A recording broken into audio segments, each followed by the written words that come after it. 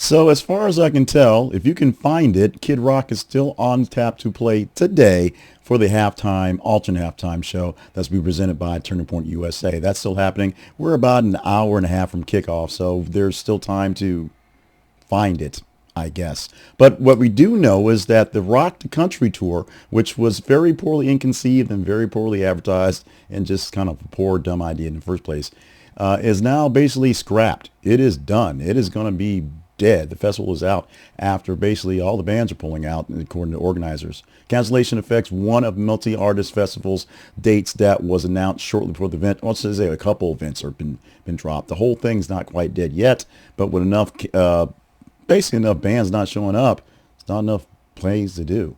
This is going to disappoint fans who already had their travel plans made, bought their tickets, ready to go to this big old show. Organizers say the refunds for ticket options will be provided, but did not immediately confirm whether the dates would be rescheduled because they don't know.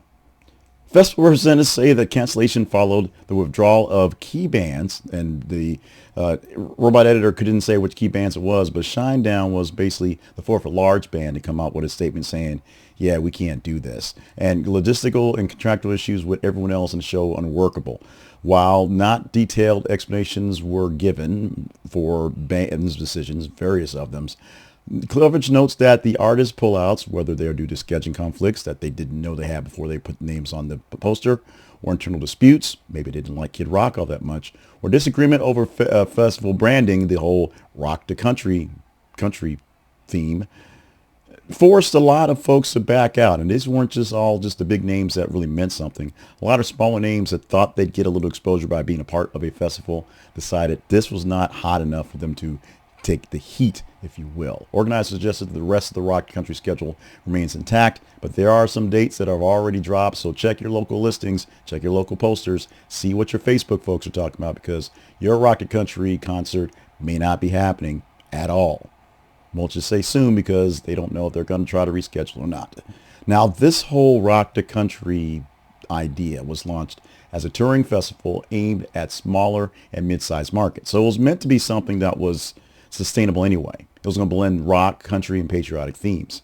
Although Ludacris and Nelly was somehow involved as well, so your mileage may vary.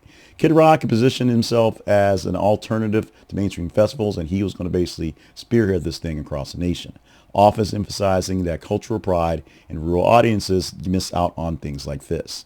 Media outlets note that the festival has drawn both strong fan support and a whole lot of criticism, and a lot of it's pointed at one Mr. Robert Kid Rock. Now, fans responded with frustration online about the cancellation of their actual concerts, especially those who had booked a hotel or travel to a canceled stop, making it worth the effort to go someplace to see these folks, and now they're out money because they're out money. Some expressed understanding, noting that bands' withdrawals are not uncommon in festival touring, scheduled to appear.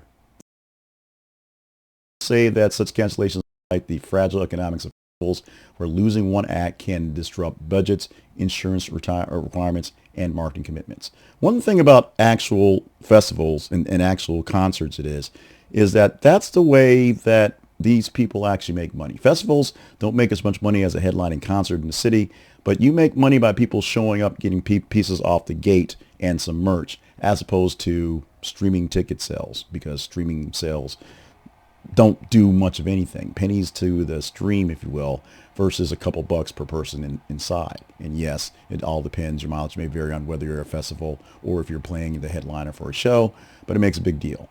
Organizers said they are reviewing whether the canceled stop could be replaced with a future date or whether to move on the tour without it. They don't know if it's feasible or not. Kid Rock not publicly commenting on details, as this is fairly new breaking news, if you will, and he got to play a concert in like 2 hours or so somewhere. Not sure where you'll see it, but it's out there on the internet someplace.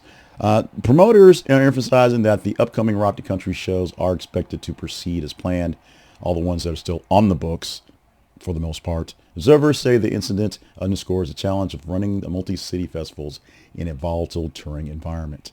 Now, canceling the stops avoids delivering a diminished festival experience to these few places that don't have a full lineup. That's great. It also limits the financial risk for organizers if contractual obligations cannot be met in those spots. Meanwhile, Fans are left disappointed, I guess. And local venues and businesses lose expected revenue, I also guess. Now, repeated or high-profile cancellations can also hurt a festival's reputation and make audiences hesitant to buy tickets in advance. We shall see if audiences will keep playing along and who else will play along or join in or leave the tour to make it even worse or better, most likely worse. Did you have your tour stop booked for Rock the Country? Were you ready to see folks like Ludacris and Shinedown until they pulled out? Or you just want to go see Kid Rock and roll along with it? Let us know what you think about this, the cancellation, possible more cancellations, and hell, this alternate Super Bowl halftime show in the comments.